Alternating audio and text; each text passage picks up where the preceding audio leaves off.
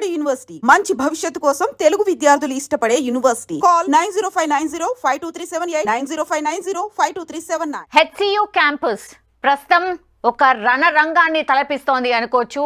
అటు స్టూడెంట్స్ ఇటు రాజకీయ నాయకులు పూర్తిగా ఆ హెచ్సియు చుట్టుపక్కలనే కనిపిస్తున్న పరిస్థితి కనిపిస్తోంది.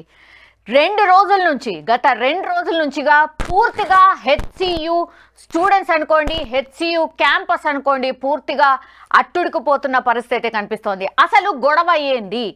కంప్లీట్గా ఈ గొడవ ఎక్కడ స్టార్ట్ అయిందంటే 400 ఎకరాలు హైదరాబాద్ సెంట్రల్ యూనివర్సిటీవే అంటున్నారు హెచ్సియు స్టూడెంట్స్. కాదు అది పక్కా గవర్నమెంట్ ల్యాండ్ అని రికార్డులు చూపిస్తోంది సర్కార్. హెచ్సియు విద్యార్థులకు బీజేపీ సపోర్ట్ చేస్తోంది, గొడవను ఏబీవీపీ లీడ్ చేస్తోంది, బీఆర్ఎస్ పరోక్షంగా ఎగదోస్తోంది అన్నటువంటి కామెంట్లు కూడా చేస్తోంది రాష్ట్ర సర్కార్. ఎవరి హెచ్సియు అసలు ఎందుకు ఇంత రణరంగా మారిపోయింది అంటే ఐటీ కంపెనీల ఏర్పాటు కావచ్చు, అంతర్జాతీయ ప్రాజెక్టుల కోసం గచ్చిబౌలిలో ఉన్నటువంటి 400 ఎకరాలను టీజీఐఐసికి ఇటీవల కేటాయించింది మన రాష్ట్ర సర్కార్. అంతే, పచ్చని చెట్లు కొట్టేయద్దు, అందులో ఉన్న చెరువులను నాశనం చేయొద్దు, ఆ భూములు మా యూనివర్సిటీకి చెందినవి అంటూ హెచ్సియు విద్యార్థి సంఘాలు ఆందోళన స్టార్ట్ చేసిన పరిస్థితిని మనం చూస్తున్నాం. సర్కార్ ఈ వాదనను గట్టిగా ఖండిస్తోంది. 2004లో ఆ 400 ఎకరాలను అప్పటి సర్కార్ ఐఎంజీ అకాడమీస్ భారత ప్రైవేట్ లిమిటెడ్ అనే ప్రైవేట్ కంపెనీకి కేటాయించింది. బిల్లీరావు అనే వ్యక్తికి ఆ విలువైన భూములు దారాదత్తం చేశారని అంటోంది కూడా. సో రేవంత్ రెడ్డి సీఎం అయ్యాక ఆ 400 ఎకరాలపై కోర్టులో ఛాలెంజ్ చేసి బిల్లీరావు అనే ప్రైవేట్ వ్యక్తి నుంచి ప్రభుత్వానికి యాజమాన్య హక్కులు దక్కేలా చేశారు.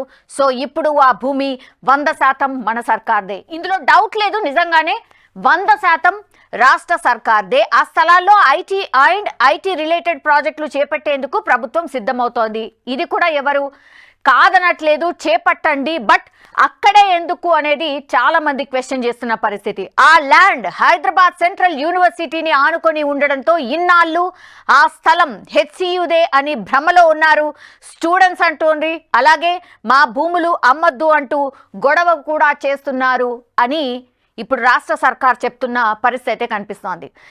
400 ఎకరాలు ప్రభుత్వానిదే, నో డౌట్. దానికి సంబంధించి పూర్తిగా గవర్నమెంట్ కూడా ఒక ప్రకటన రిలీజ్ చేసింది, అట్లాగే ప్రూఫ్స్ కూడా చూపెట్టిన పరిస్థితిని మనం చూస్తూ ఉన్నాం. అయితే హైదరాబాద్ కంచ గచ్చిబౌలిలోని 400 ఎకరాల స్థలం ప్రభుత్వాందే అని లేటెస్ట్గా మరోసారి స్పష్టం చేసింది రాష్ట్ర సర్కార్. అలాగే సీఎం రేవంత్ రెడ్డి కూడా చెప్పిన పరిస్థితి. ఆ భూమితో హైదరాబాద్ సెంట్రల్ యూనివర్సిటీకి సంబంధం లేదని కూడా చెప్తున్నారు.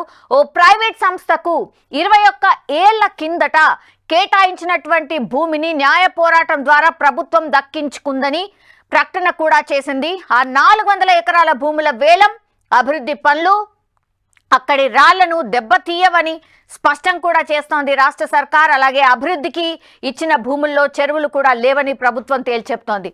దీనికి సంబంధించి రేవంత్ సర్కార్ నుంచి ఈయన ఎంపీ కిరణ్ కుమార్ రెడ్డి ఆయన స్పందించిన పరిస్థితి. ఒక్కసారి ఆయన ఏం మాట్లాడారో ఒక్కసారి విందాం. మీ అందరికి తెలిసిందే 2006 నుంచి 25 అంటే దగ్గర 19 సంవత్సరాలు. ఈరోజు ఈ 19 సంవత్సరాల ఆ భూమి మీద కోర్టు కేసు ఉండడం వల్ల చెట్లు పెరగడం జరిగింది. చెట్లు పెరగడంతో ఈ రోజు దాన్ని ఫారెస్ట్ ల్యాండ్ కింద చిత్రీకరించే ప్రయత్నం చేస్తూ రాజకీయం చేసే ప్రయత్నం చేస్తున్నారు ఈ రెండు పార్టీలు. ఈ భూములు ఎవరి కోసం అమ్ముతున్నారు? ఎవరిని మెప్పు కోసం అమ్ముతున్నారు? బీజేపీ నుంచి. మరి నిజంగా రియల్ ఎస్టేట్ దందా చేసేటువంటి మీ ప్రియాంక గాంధీ హస్బెండ్ రాబర్ట్ వడ్రా, ఆ రాబర్ట్ రియల్ ఎస్టేట్ దందా చేస్తాడంట కదా, మరి ఆయన మెప్పు కోసం ఆయన కోసం అమ్ముతున్నావా, లేకుంటే ఎవరి కోసం అమ్ముతున్నావు? 40,000 కోట్ల విలువ చేసేటువంటి ఈ భూములు కేవలం 20,000 కోట్లకి అమ్మడానికి మీరు చూస్తున్నట్టు 20,000 కోట్ల రూపాయలు ప్రియాంక గాంధీ గారి భర్తకి ఆ రోబోట్ కోసము మీరు అమ్ముతున్నట్టుగా మాకు ఇన్ఫర్మేషన్ ఉన్నది. ఎట్టి పరిస్థితిలో మీ పదవి కాపాడుకోవడం కోసం, మీ రోబోట్ని మెప్పు కోసం, మీ సోనియా గాంధీ ప్రియాంక గాంధీ మెప్పు కోసం 40,000 కోట్ల విలువ చేసే ఈ భూములు వారి బినామీలకు 20,000 కోట్లకు అమ్మడానికి మీరు చేస్తున్న మాట ఇది వాస్తవం కాదని అడుగుతున్నా. సో ఇది రాజకీయంగా ఇప్పుడు రచ్చ క్రియేట్ అవుతోంది. స్టూడెంట్స్ ఒకవైపు, ఇంకోవైపు రాజకీయ నాయకులు ఎంటర్ అయిపోయిన పరిస్థితి. ఎవరి వర్షన్ వాళ్ళు వినిపిస్తూ ఉన్నారు. సో డాక్యుమెంట్లు పక్కాగా ఉన్నా సరే బీజేపీ కావచ్చు, బీఆర్ఎస్ పార్టీలు విద్యార్థులకు మద్దతు ఇస్తూ తమ రాజకీయం పబ్బం గడుపుకునే ప్రయత్నం చేస్తున్నాయంటూ విమర్శ చేస్తున్నాయి. దర్శకుడు నాగ్ అశ్విన్ కూడా ఆ చెట్లను కొట్టొద్దు అంటూ ఒక ప్రెస్ మీట్లో అనడం కూడా మరింత దుమారం రేపడానికి కారణమవుతోంది. ఆయన చెట్ల విషయం మాత్రమే మాట్లాడారు, కానీ ఆ భూములు ఎవరివో ఆయనకు కూడా తెలీదు.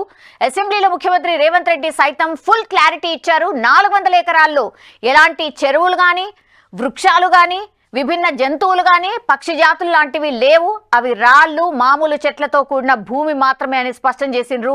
హిడెన్ ఎజెండాతో రచ్చ చేస్తున్నారని మండిపడుతోంది రాష్ట్ర సర్కార్.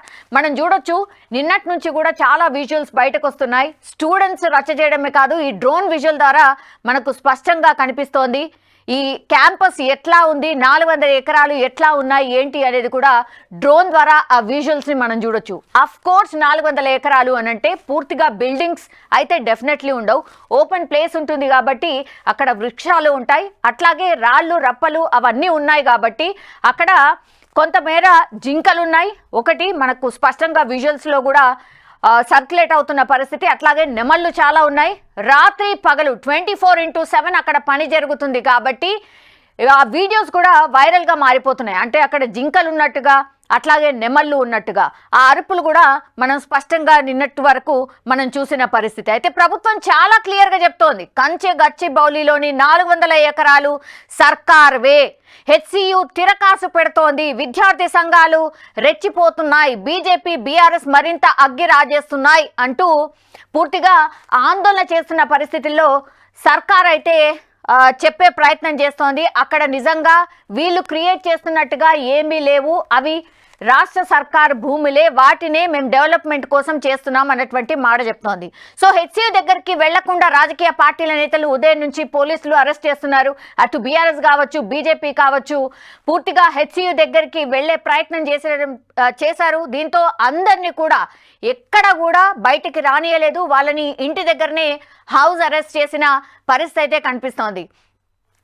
అక్కడే కాదు, ఈవెన్ యూనివర్సిటీ ముందర కూడా హంగామా అయితే క్రియేట్ అవుతోంది. బికాజ్ బడా లీడర్లను ఇంటి నుంచి బయటికి రాకుండా అడ్డుకున్న ద్వితీయ శ్రేణి నాయకులు ఎవరైతే ఉంటారో వాళ్ళైతే హెచ్సియు దగ్గరికి వెళ్లే ప్రయత్నం చేశారు. హెచ్సియు యూనివర్సిటీ పరిసరాల్లో పూర్తిగా పోలీసుల బందోబస్తు కంప్లీట్గా కనిపిస్తోంది, పోలీసులే ఎక్కువగా కనిపిస్తున్నారు. ఇంకోవైపేమో ఇప్పుడు హైకోర్టులో ఒక పిల్ దాఖలైంది. పూర్తిగా ఆ పిల్లో ఏముంది అనంటే 400 ఎకరాల కంచె గచ్చిబౌలి భూముల వ్యవహారం హైకోర్టుకు చేరింది. ఆ భూమిని జాతీయ ఉద్యానవనంగా ప్రకటించాలంటూ వటా ఫౌండేషన్ కోర్టులో పిల్ వేసింది. ఆ భూములపై పెద్ద స్థాయిలో రచ్చ నడుస్తోంది కాబట్టి ఇప్పుడు హైకోర్టులో వటా ఫౌండేషన్ అంటే డెఫినెట్లీ వీళ్ళు పర్యావరణానికి సంబంధించిన ఫౌండేషన్, వాళ్ళు ఈ 400 ఎకరాలు పూర్తిగా జాతీయ ఉద్యానవనంగా ప్రకటించాలంటూ ఒక పిల్ అయితే దాఖలైంది. విచారణకు ఎప్పుడు వస్తుంది ఏంటి అనేది చూడాల్సిందే.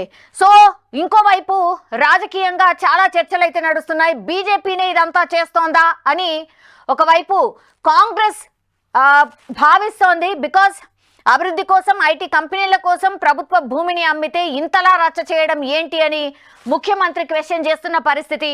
గతంలో బీఆర్ఎస్ ప్రభుత్వం భూములు అమ్మలేదా అని క్వశ్చన్ చేస్తున్నారు. అట్లాగే సెంట్రల్ యూనివర్సిటీ కేంద్రం పరిధిలో ఉన్న కాబట్టి బీజేపీ పార్టీ ఈ ఇష్యూను కావాలనే రచ్చ చేస్తోందని తప్పు కూడా పడుతోంది కాంగ్రెస్ పార్టీ. ఆ 400 ఎకరాలు గవర్నమెంట్ ల్యాండ్ అని పక్కాగా పత్రాలు ఆధారాలు చూపిస్తున్నా కూడా ఇంకా ఎందుకు గొడవ చేస్తోంది బీజేపీ అనేది స్ట్రైట్ క్వశ్చన్ కాంగ్రెస్ పార్టీ అడుగుతోంది. సర్కార్కు సపోర్ట్ గా కాంగ్రెస్ నేతలు సైతం గొంతు విప్పుతున్నారు. బీఆర్ఎస్ బీజేపీలు ప్రజలను గందరగోళానికి గురి చేస్తున్నాయి, అభివృద్ధికి అడ్డం పడుతున్నాయి అంటూ కూడా ఇప్పుడు కాంగ్రెస్ పార్టీ పూర్తిగా ఒక వాదన అయితే వినిపిస్తోంది. ఒకవైపు స్టూడెంట్స్, ఇంకోవైపేమో పూర్తిగా రాజకీయ పార్టీలు. ఈ గందరగోళం అనుకోండి, ఈ రచ్చ క్రియేట్ కాగానే హుటాహుటా ఈరోజు సీఎం రేవంత్ రెడ్డి అందుబాటులో ఉన్నటువంటి క్యాబినెట్ మంత్రులతో ఒక సమావేశాన్ని ఏర్పాటు చేసినటువంటి వార్త మనకు బయటకు వస్తోంది. సో ముఖ్యమంత్రి రేవంత్ రెడ్డి పూర్తిగా క్యాబినెట్ కి సంబంధించిన మినిస్టర్స్ ఎవరైతే అందుబాటులో ఉన్నారో ఈ రచ్చ ఏదైతే జరుగుతోందో దీనికి సంబంధించి పూర్తి ఇన్ఫర్మేషన్ అయితే తీసుకుంటున్నట్టుగా మనకున్నటువంటి సమాచారం. ఎలాంటి డిస్కషన్ జరుగుతోంది, మరి నిజంగానే వీళ్ళు ఇంత రచ్చ చేయడానికి కారణం ఏంటి, అట్లాగే హెచ్సియు స్టూడెంట్స్లో వాదన ఏంటి, ఒకవేళ ఈ హైకోర్టులో పిల్ వేశారు కాబట్టి హైకోర్టు దాకా వెళ్ళి ఒకవేళ మళ్ళీ ఈ పనులు ఆగిపోతే మరి ఎలా అన్నటువంటిది కూడా ఇప్పుడు పూర్తిగా ఆ డిస్కషన్లో ఉన్నట్టుగా మనకున్నటువంటి సమాచారం. కానీ హెచ్సియుకు సంబంధించిన భూములు 400 ఎకరాలు ఏవైతే ఉన్నాయో దాని వాల్యూ వచ్చేసి 40,000 కోట్లు అన్నటువంటి మాట ఇంతకుముందు మనం విన్నాం. అయితే ఇది పూర్తిగా డెవలప్మెంట్కి యూజ్ చేస్తే ప్రాబ్లం లేదు, కానీ ఇది ఎవరికో కట్టబెట్టడానికి, బడాబాబులకు కట్టబెట్టడానికి జరుగుతున్న ప్రయత్నమని రాజకీయంగా ఒక విమర్శ వచ్చింది. కాబట్టి దీనికి మరి కాంగ్రెస్ పార్టీ ఏం చెప్పబోతోంది, నిజంగానే వీళ్ళు అభివృద్ధి అనుకోండి, లేదంటే నిజంగానే ఒక మంచి చేసే ప్రయత్నంలో భాగంగా ఇది చేస్తే ఎవరు కాదనరు. కానీ ఇన్ని భిన్న వాదనలు వినిపిస్తున్నాయి, ఇన్ని విమర్శలు వస్తున్నాయి. కాబట్టి కాంగ్రెస్ దీన్ని ఎట్లా కౌంటర్ చేస్తుంది, అట్లాగే పనులు ముందుకు ఎట్లా తీసుకువెళ్తుంది అనేది చూడాల్సిందే. కానీ ఈ రచ్చ మాత్రం చాలా పెద్ద ఎత్తున జరుగుతోంది. చాలామంది హెచ్సియుకి సంబంధించిన స్టూడెంట్స్ని కూడా కొంతమందిని అరెస్ట్ చేసిన పరిస్థితిని కూడా చూస్తూ ఉన్నాం. మరి మొన్ననే స్టార్ట్ అయింది వర్క్, కాబట్టి ఎలా ముందుకు వెళ్ళాలి ఏంటి అనేది కూడా అత్యవసరంగా సీఎం రేవంత్ రెడ్డి కూడా భేటీ అయ్యారు. కాబట్టి మరి ఎట్లాంటి డిసిషన్ వస్తుంది, ఆర్ ఎట్లా ఈ పనులను ముందుకు తీసుకువెళ్తారు అనేది చూడాల్సిందే. జై శ్రీరామ్.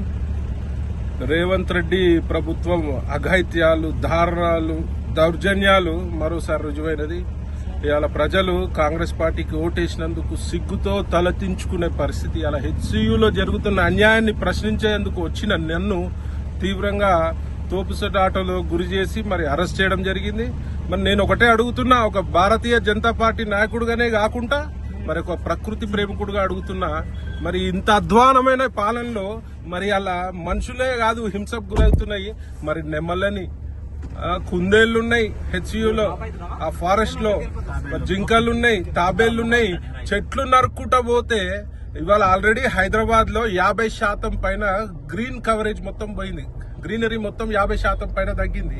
మరి ఇట్లాంటి డబ్బులకు ఆశపడి మరి ఇలా ప్రభుత్వం నడిపే చేతగాని దద్దమ్మ ప్రభుత్వం ఇది. ఇలా డబ్బులకు ఆశపడి మరి ఈ డబ్బులతోటి మరి కాంట్రాక్టర్లకు బిల్లులు రిలీజ్ చేసి అందులో పర్సంటేజ్ తీసుకునే ప్రయత్నంలో భాగంగా ఈ హెచ్సియు లోని భూములని వేలంపాట వేసే ప్రయత్నంలో భాగంగా మరి అడవులను నరుక్కుంటా పోతే ఈ యొక్క భూభాగము ఖాళీ మన మనుషులదే కాదు, ఉట్టి ప్రజలదే కాదు, ఇది అన్ని జీవాలకు హక్కు ఉంటది. ఈడ జీవించే హక్కు. ఇలా కళ్ళు నెత్తినెక్కిన ప్రభుత్వం రేవంత్ రెడ్డి ప్రభుత్వం.